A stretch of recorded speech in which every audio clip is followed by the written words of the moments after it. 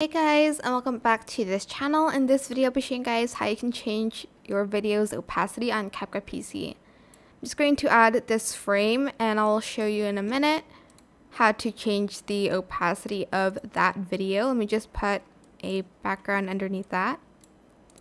Select your video, go to the blend mode section, and here you can adjust the opacity like this.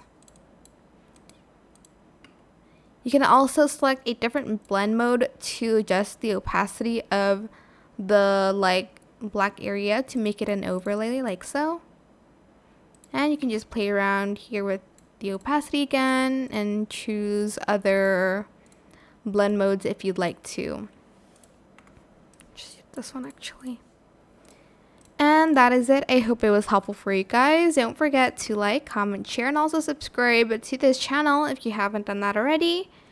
If you have any more questions about this video, just leave it in the comment section down below. I'll try my best to answer them all for you guys. And if you found this video helpful, please click the thanks button as well. That is it for this video. Thank you so much for watching. Bye!